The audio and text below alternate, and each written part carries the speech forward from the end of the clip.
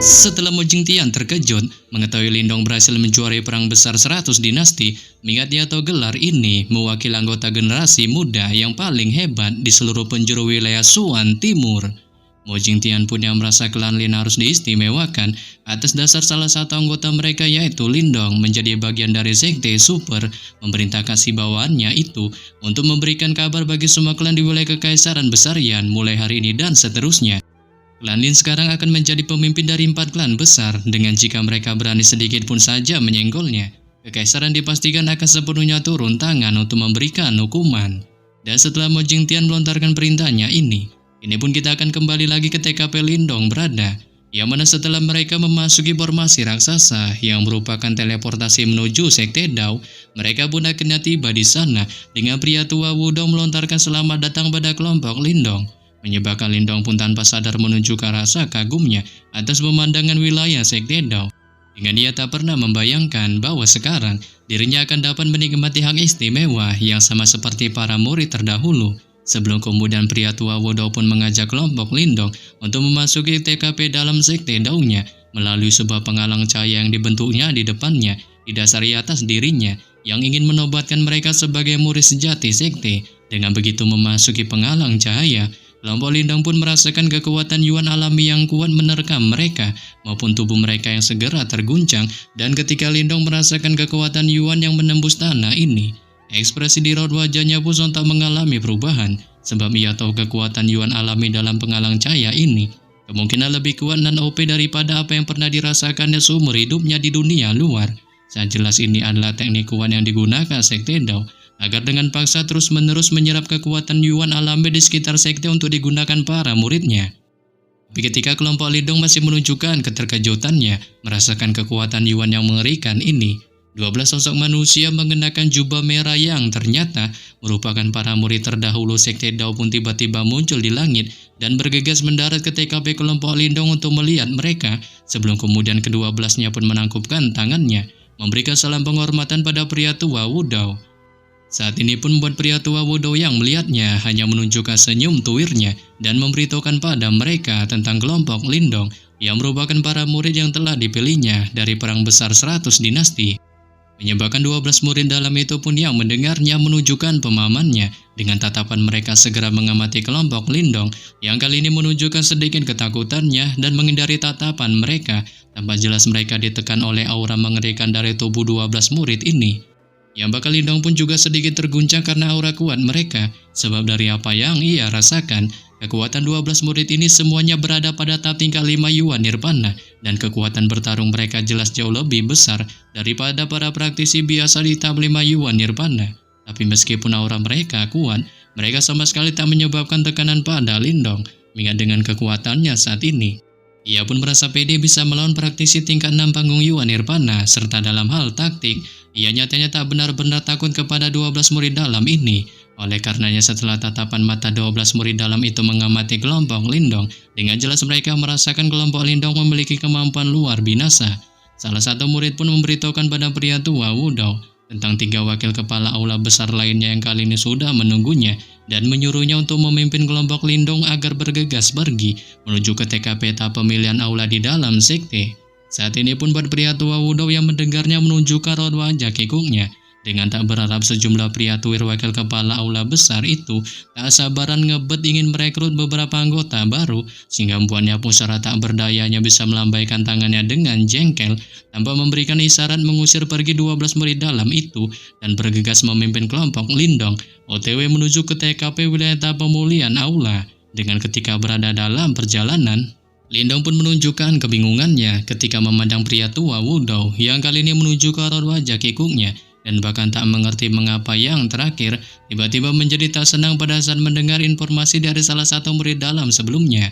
Tapi di sini Xiao Diao pun yang melihat kebingungan dari Lindong memberitahukan padanya tentang alasan pria tua Wudong menunjukkan perubahan ekspresi di wajahnya, didasari atas pembagian murid di TKP tahap pemilihan aula yang baru memenangkan perang besar 100 dinasti. Sebab di dalam Sekte Dao ada 4 aula besar yang diperuntukkan untuk mempersiapkan para murid saat mereka diberi nama Aula Langit, Bumi, Banjir, dan juga Aula yang Sunyi. Dengan Aula Langit saat ini harus menjadi yang terkuat, diikuti Aula Bumi adalah yang kedua, sedangkan Aula Sunyi yang terakhir. sekaligus pria tua Wudou adalah wakil ketuanya, dan para murid yang memasuki Sekte Dao biasanya akan memilih satu dari 4 aula. Tapi dikarenakan aula yang sunyi berada kali ini di peringkat terakhir, mereka yang memiliki talenta besar biasanya akan dirayu langsung oleh aula langit dan aula bumi untuk bergabung. Menyebabkan Lindong pun yang mendengarnya menunjukkan sedikit pengertiannya. Sebelum kemudian ia pun menanyakan pada Xiao Diao mengenai gerangan dirinya yang haruskah memilih aula mana untuk bergabung.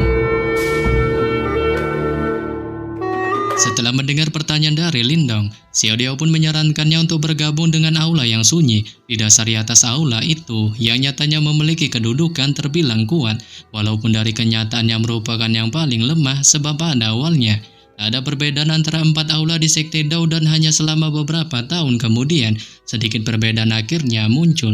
Dengan selama periode itu, yang terkuat nyatanya bukanlah aula langit, melainkan merupakan aula yang sunyi.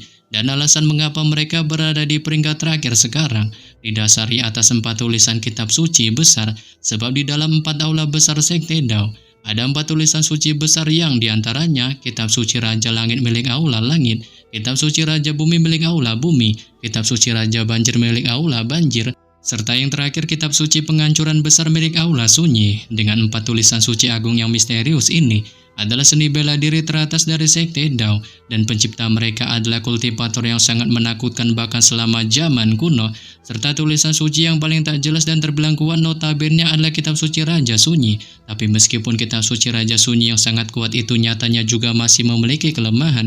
Saat dengan artian itu sangat menuntut sang individu yang ingin mencoba memahami isinya. Oleh karenanya hingga zaman terus berlalu, meskipun banyak talenta telah direkrut ke dalam aula yang sunyi, jumlah orang yang berhasil memahami kitab suci penghancuran besar nyatanya dapat dihitung dengan menggunakan jari dan untuk tingkat tertentu. Tak peduli seberapa kuat itu, jika seseorang tak dapat memahaminya itu tampaknya masih terbilang sia-sia. Sehingga inilah yang mendasari mengapa aula yang sunyi memiliki peringkat terakhir di antara 4 aula, dikarenakan kitab suci penghancuran besar mereka memiliki isi yang jauh lebih sulit dipahami dibandingkan kitab raja milik 3 aula besar lainnya. Tentu saja aula yang sunyi sebenarnya sedang menunggu waktu mereka, dengan mereka hanya membutuhkan 1 murid saja yang mampu memahami kitab penghancuran besar dengan 1 takdir, sebab dengan begitu mereka akan dapat membalikan situasi sepenuhnya, dan pada saat itu kemungkinan besar mereka akan memenangkan kembali gelar aura besar nomor 1 di dalam Sekte Dao. Terlebih lagi Xiao Diao pun juga memberitahukan pada Lindong bahwa informasi ini bukanlah hanya sekedar rumor belaka, sebab setiap murid aula sunyi yang berhasil memahami kitab penghancuran besar akhirnya menjadi sangat kuat, dan itu pernah dialami salah satu murid dari aula yang sunyi. Tapi sayangnya ketika si murid itu berhasil membangkitkan keajaiban yang dapat memahami kitab suci penghancuran besar, ia pun secara menyeramkan dibantai oleh gerbang Yuan, dan dendam kesumat ini bukanlah sesuatu yang dapat dengan mudah dituntaskan oleh Sekte Dao. Menyebabkan Lindong pun yang mendengarnya akhirnya menunjukkan pengertiannya, dengan merasa tak heran mengapa aula sunyi menjadi kedudukan yang lemah, dan dari kelihatannya kitab penghancuran besar adalah yang paling misterius di antara 4 tulisan kitab penghancur besar yang misterius dibandingkan dengan teknik kemapan naga hijau yang diberikan oleh King Ji padanya. Namun ia pun segera menghilangkan semua pemikirannya ini dan merasa Xiao Diao menyuruhnya ingin bergabung dengan aula yang sunyi karena adanya kitab penghancuran besar itu menanyakan hal ini padanya. Saat Xiao Diao pun segera membenarkannya serta mengingatkannya untuk wajib mendapatkan kitab itu, sebab itu dipastikan akan sangat berguna untuknya di masa depan, dan lebih jauh lagi mengapa ia bersikeras merekomendasikannya untuk bergabung ke dalamnya, dikarenakan di dalam 3 aula besar lainnya ada banyak keajaiban dan jenius terhebat, memungkinkannya akan sulit untuk menonjol jika bergabung dengan mereka. Yang bahkan Xiao Diao merasa pria tua Wudou telah menaruh harapan besar padanya, dan ia merasa lebih baik menjadi perintis di kalangan perintis daripada perintis di kalangan pewaris yang kemungkinan akan membuatnya mudah mencapai tujuannya, sebab tunggu saja sampai dirinya berhasil mempelajari kitab penghancuran besar itu, dipastikan akan ada tempat baginya untuk menjadi generasi murid elit di dalam Sekte Dao. Memungkinkannya ini adalah satu-satunya cara baginya untuk dapat mengejar kemajuan dari Ling Qingju. Yang hal ini pula lantas Mbak Lindong mendengarnya menunjukkan pengertiannya, sebab ia merasa meskipun dirinya adalah pemenang perang besar 100 dinasti, itu tak menjamin tempat baginya di Sekte Dao ini, yang notabene adalah salah satu sekte super terbesar di wilayah Suan Timur, dengan setiap murid di sini dipilih dengan cermat. Dan karena hal itu, Menjadi juara dalam perang besar 100 dinasti tak akan memberinya keunggulan dalam sekte Dao, sehingga membuatnya pun pada akhirnya menyetujui saran dari Xiao Diao. Oleh karenanya setelah Lindong dan Xiao Diao mengobrol cukup lama di sepanjang perjalanan, kelompok mereka pun akhirnya sampai di TKP tujuan mendarat di sebuah panggung tinggi. Dengan Lindong dapat melihat lebih dari 10 bayangan berdiri di atas panggung tinggi. Saat berdiri paling depan, ada 3 pria tua dengan tangan bersilang di belakang punggungnya serta mengeluarkan aura yang mengesankan. Dan Lindong bisa merasakan gelombang aura yang sangat tak terbatas datang dari mereka. Serta jika tebakannya benar, mereka bertiga harus menjadi wakil kepala dari 3 aula besar lainnya. Yang bahkan ketika tatapannya melihat ke arah belakang, ia pun bisa menemukan beberapa murid pria dan wanita yang terbilang memiliki aura kuat, melebihi apa yang dipancarkan dari para murid dalam yang ditemui mereka sebelumnya. Tapi di antara beberapa murid itu, orang yang menarik perhatian Lindong adalah salah satu sosok wanita muda cantik, memiliki penampilan tampak sangat muda dan tampak juga mirip dengan Suro, serta mengenakan rok merah memiliki bodi tubuh yang sangat ramping dan anggun layaknya gitar Spanyol. Namun bukan itu sebabnya Lindong memberikan perhatian khusus padanya. Sebaliknya itu karena gelombang energi misterius yang berasal dari dalam tubuhnya, dan selain itu, ia juga bahkan bisa mendengar suara lembut dan jelas dari alat musik yang dipegangnya. Dengan ternyata sosok wanita muda itu adalah Ying Huan-Huan. Namun ketika Lindong masih terus mengamati sosok Ying Huan-Huan, pria tua Wudo pun menyapa ketiga pemimpin aula di depannya dengan cara bercanda menyindir tentang sikap tak sabaran mereka ingin ngebut melihat para murid yang lolos di perang besar 100 dinasti. Saat ketiganya pun yang mendengarnya hanya menunjukkan tawanya, sebab mereka telah mendengar semua berita juli tentang perang besar 100 dinasti dan tak mengira bahwa pemenang babak itu tak memilih gerbang Yuan sebagai dukungan, melainkan malah memilih untuk memasuki sekte Dao mereka, sehingga ini nyatanya sangatlah menguntungkan mereka. Sebelum kemudian salah satu wakil kepala aula langit yang ternyata bernama Wei Sheng, cara penisirin menanyakan pada pria tua Wudo mengenai gerangan siapakah dari kelompok murid yang kali ini dibawanya menjadi juara dari perang besar 100 dinasti. Saat Wudo pun yang mendengarnya segera mengalihkan tatapannya ke arah Lindong tanpa memberitahukan bahwa sosoknya lah yang menjadi juara. Dengan tujuan untuk melihat apakah dirinya bisa mendapatkan warisan yang berguna baginya di sana. Tapi di sini Lindong pun secara halus menolaknya, sebab ia merasa segel sekte kuno itu hanya berhak untuk mereka bertiga, memungkinkannya tak akan bergabung mengambil bagian di dalamnya.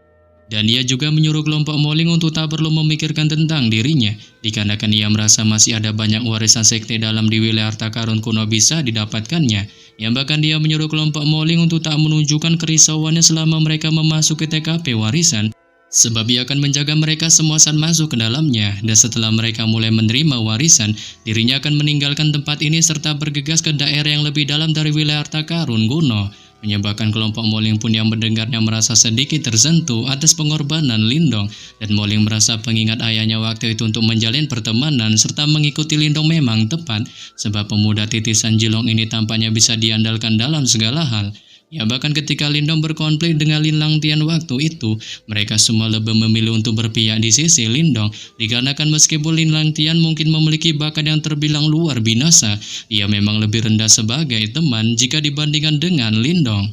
Oleh karenanya tak mau membuang waktu lagi, Moling pun segera mengajak Duyun dan Mansan untuk memasuki sisa peninggalan sekte awan surga, guna melihat apakah mereka bisa mendapatkan harta di dalamnya. Tapi tepat ketika Moling baru saja hendak melangkahkan kakinya, tatapannya pun tiba-tiba melihat ke arah Lin Yan di samping Lindong dan secara ragu menanyakan padanya mengenai gerangan siapakah dirinya. Saat Lindong pun memberitahukan tentang sosok Xiaoyan, merupakan harimau kecil yang selalu mengikutinya, kini telah berubah menjadi sosok manusia didasari atas dirinya yang telah menembus ranah nirvana, sekaligus telah membebaskan dirinya dari tubuh binatang buasnya.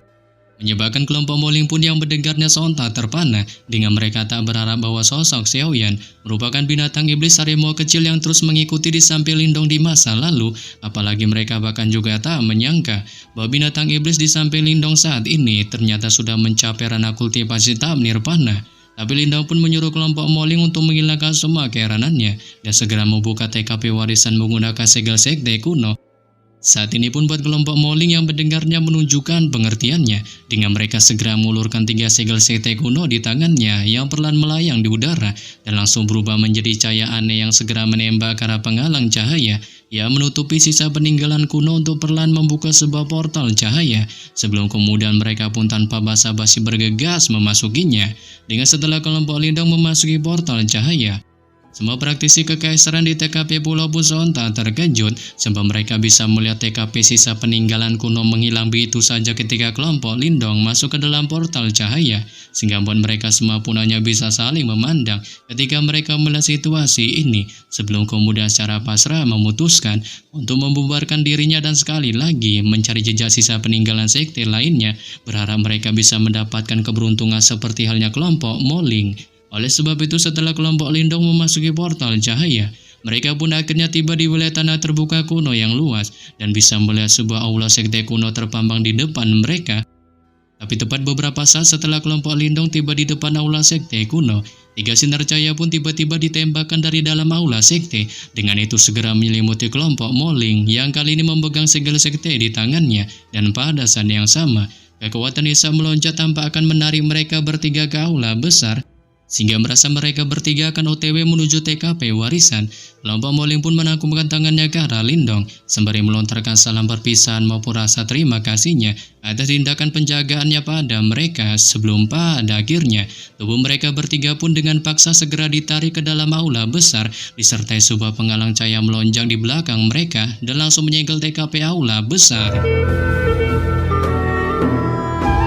Setelah kelompok Moling memasuki aula besar dan menerima warisan, Lindong pun menunjukkan rasa leganya serta merasa bahagia ketiganya akhirnya mengalami keberuntungan mendapatkan warisan dan merasa tugasnya telah selesai untuk menjaga mereka. Ia pun memutuskan untuk meninggalkan tanah kuno yang luas ini serta bergegas memimpin Xiaoyan untuk OTW pergi menuju daerah yang lebih dalam dari wilayah harta karun kuno. Tentu saja Lindong tak keluar dengan tangan kosong dari memasuki sisa peninggalan sekte kuno kali ini, sebab ia mendapatkan cukup banyak informasi yang berkaitan dengan harta karun kuno yang dicatat di tablet batu, dan informasi tentang itu jauh lebih lengkap serta ia menyadari beberapa rute yang mengarah ke daerah yang lebih dalam. Bahkan Lindong juga menyadari bahwa ia jelas bukan satu-satunya orang yang mengincar warisan dari 4 sekte misterius, melainkan kelompok Liu Bai dan yang lainnya tampaknya memiliki tujuan sama sepertinya, memungkinkannya tak mudah untuk merebutnya di tengah begitu banyak pesaing. Sebab bagaimanapun juga, sejumlah kekaisaran dan para praktisi itu yang memiliki kualifikasi maupun ambisi untuk memperebutkan harta karun ini pasti akan melampaui kekaisaran tebing iblis dan sikun, sehingga empuannya pun melontarkan tekad bulatnya pada 4 sekte misterius. Tak peduli apa yang terjadi dan sehebat apapun kemampuan mereka, ia pun akan merebut salah satu warisan mereka, sebab hanya dengan begitu dirinya tak akan membuang-buang waktunya selama perjalanannya di wilayah harta karun kuno. Oleh karenanya, setelah melontarkan tekad bulatnya ini, Lindong pun tak berhenti lagi selama perjalanan berikutnya ataupun berminat menuju sisa peninggalan sekte kuno di bawahnya, melainkan ia langsung bergegas menuju ke bagian yang lebih dalam dari harta karun kuno. Dengan ketika terus melakukan perjalanan, ia juga mulai merasakan bahwa kekuatan alami Yuan di sekitarnya tampaknya menjadi sangat padat. Selain itu, ruang yang awalnya bagus juga menunjukkan tanda-tanda kehancuran dengan banyak garis retak spasial menakutkan yang sama seperti sabit dewa kematian tiba-tiba muncul, sehingga menyebabkan Lindong pun yang melihatnya tanpa menunjukkan rasa kecewanya. Tapi Lindong pun juga mengerti bahwa perubahan di lingkungan ini juga berarti bahwa ia secara bertahap mendekati daerah yang lebih dalam dari harta karun kuno. Di dasar di atas tempat ini nyatanya bukanlah tempat yang berani dimasuki oleh kerajaan atau ahli biasa. Namun pada saat Lindong terus mengkanjutkan perjalanan menuju daerah yang lebih dalam dari harta karun kuno, lingkungan berisik yang dilihatnya sebelumnya menjadi semakin langka. Dengan di sepanjang jalan, ia hanya akan sesekali melihat beberapa toko dengan aura kuat bergegas lewat, dan semua aura mereka tampak benar-benar telah mencapai tingkat 1 Yuan Nirvana. Sehingga jelas sejumlah kekaisaran dan para praktisi yang bisa datang ke tempat ini adalah sejumlah individu peringkat teratas di wilayah barat laut. Sampai pada akhirnya setelah cukup lama melakukan perjalanan, Lindong pun tiba-tiba mulai merasakan bahwa suhu di sekitarnya tampaknya telah melonjak. Di balik raut wajah yang perlahan menunjukkan kegirangan, sebab ia menemukan ruang di kejauhan tiba-tiba berubah menjadi warna merah. Dan ketika ia secara bertahap mendekat, api seperti awan pun akhirnya terpampang dengan jelas di mata kepalanya. Dengan ini adalah lautan api merah yang membentang ke tempat yang tak diketahui, tanpa seolah-olah ruang ini terbakar sendiri, yang ternyata itu dijuluki sebagai formasi gelombang api langit nirvana.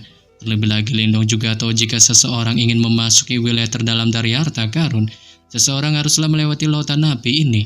Dengan nyala api di dalam susunan ini nyatanya bukanlah nyala api biasa, Melainkan itu adalah api yang dibentuk dari nirvana ki, dan jika seorang ahli nirvana tetap terlalu lama di dalamnya, dapat dipastikan itu akan mengakibatkan yang mokat dengan mengenaskan. Sehingga Mbok Lindong pun tak kuasa menunjukkan rasa kagumnya, dan secara penuh Shirin bertanya-tanya tentang berapa banyak ahli yang akan datang setelah menyaksikan pemandangan ini.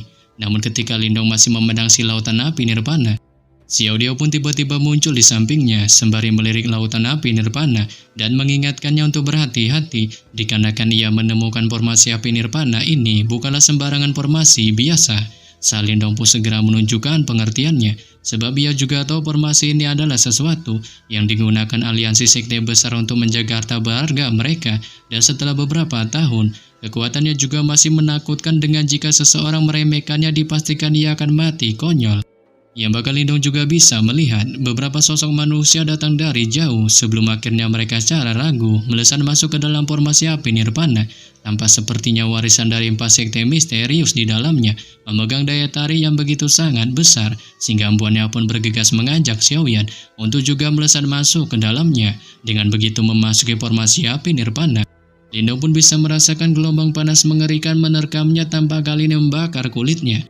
Tapi ia pun mencoba mengkonternya dengan memunculkan energi mentalnya yang segera membentuk penghalang tak terlihat di sekitar tubuhnya, melindunginya dan juga Xiaoyan dari pancaran gelombang panas yang mengerikan. Sehingga begitu kekuatan mental yang tak terlihat ini menutupinya dan juga Xiaoyan, keduanya pun juga berubah menjadi pancaran sinar cahaya yang menembus lautan api dalam kecepatan kilat saat mereka maju menuju wilayah terdalam.